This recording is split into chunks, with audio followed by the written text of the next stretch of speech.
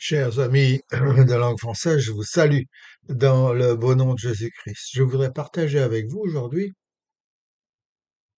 un passage qui se trouve dans l'évangile de Luc euh, euh, au chapitre 3.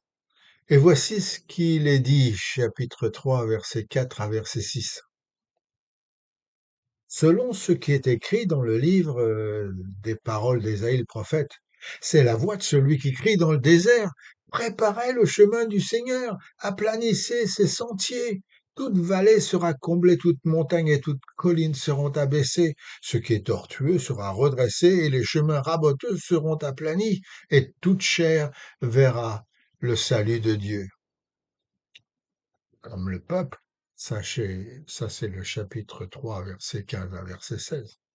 Comme le peuple était dans l'attente, et que tous se demandaient en eux-mêmes si Jean le Baptiste n'était pas le Christ, il leur dit à tous, moi, je vous baptise d'eau, mais il vient celui qui est plus grand, plus puissant que moi. Je ne suis pas digne de délier la courroie de ses souliers. Lui, il vous baptisera du Saint-Esprit et de feu. Alors, lorsque Jean le Baptiste a commencé à prêcher dans le désert palestinien il y a environ 2000 ans, c'était au milieu d'une civilisation mourante parmi des peuples spirituellement morts. Et il faut croire que l'histoire se répète, car le monde dans lequel nous vivons n'a pas changé. Donc, quelle leçon pouvons-nous tirer du message de celui qui crie dans le désert? Eh bien, tout d'abord, par désert, le prophète ne parle pas de terre désertique où vivent uniquement les serpents et les animaux sauvages. Ici, dans notre texte, par désert, le prophète parle des cœurs perdus, abandonnés, des cœurs qui n'ont pas été touchés par la parole de Dieu, des âmes aveuglées par le matérialisme de la vie, par l'attrait d'un monde sans Dieu, des âmes qui n'ont pas encore compris que le Christ a donné sa vie pour leur salut. Ensuite, Jean le Baptiste lance un défi à ceux qui ont reçu le message, qui ont accepté le Messie Jésus-Christ comme leur sauveur, qui ont reçu la paix que seul ce Messie peut donner, qui sont devenus cette voix qui apporte dans ce monde la bonne nouvelle du salut en Jésus-Christ, mais qui ont besoin de se réveiller, car ils se sont égarés. Vous voyez plutôt les jeunes églises du temps des apôtres. Les Thessaloniens regardent Regardez les bras levés vers le ciel, le retour imminent du Christ, au lieu de partager l'évangile avec les non-croyants. 2 Thessaloniens, chapitre 3, versets 10 à 11. Les Galates, quant à eux, étaient d'imprévisibles, explorant les Écritures à la recherche de nouvelles théologies et d'une nouvelle spiritualité. Galates, chapitre 1, versets 6 à 7. Les Éphésiens avaient beaucoup de mal à contrôler leur colère et leurs excès pour la bouteille. Éphésiens chapitre 5 verset 18.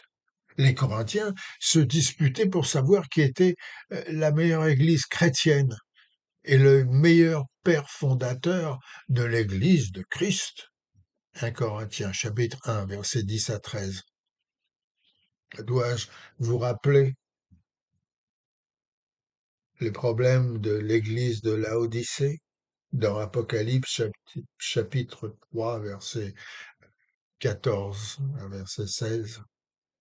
Mes amis, les premiers chrétiens, avant d'être appelés chrétiens, étaient appelés la voie.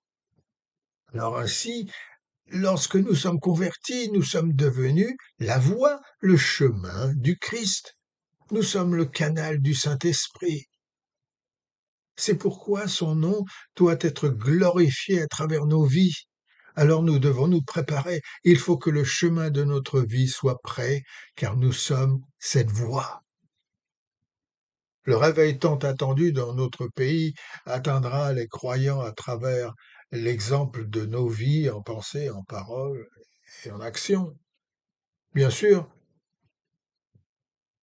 de niveler, de désencombrer, de remplir, de réparer, d'ajuster, de retracer notre chemin intérieur, peut être douloureux. Un chemin bien débarrassé des détritus, exempt de mauvaises herbes, de nids de poules, un chemin balisé avec des indications claires et précises, euh, pourrait être un travail exigeant et dur. Mais parce que nous voulons être ainsi, par amour pour le Christ, nous devons être prêts. Alors ma question aujourd'hui est, êtes-vous prêts? De nos propres forces, ça ne peut pas se faire. Nous devons donc confesser tous nos péchés à Dieu et abandonner totalement notre vie entre ses mains. Vous savez probablement déjà tout cela. Mais Dieu a besoin de notre entière coopération inconditionnelle. C'est pourquoi le Christ exige que nous confessions tous nos péchés avec honnêteté et conviction. Nous ne devons pas lui cacher ce que nous sommes réellement. Voilà pourquoi nous aimons chanter dans les églises et certainement à l'armée du salut. Entre tes mains j'abandonne. Tout ce que j'appelle mien, oh, ne permet à personne, Seigneur, d'en reprendre rien.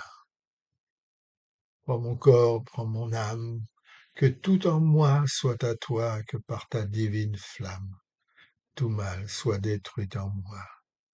Ouais, oui, prends tout, Seigneur. Oui, prends tout, Seigneur. Prends mon corps, prends mon âme. Règne sur mon cœur. Mes amis, ce sont là les conditions pour que nous soyons la voie, ce chemin que le Christ attend de nous. Ah, sinon, les buissons épineux de l'orgueil, le pic de la vanité, les orties de l'égoïsme et les mauvaises herbes de la jalousie feront ressembler votre route à un parcours du combattant.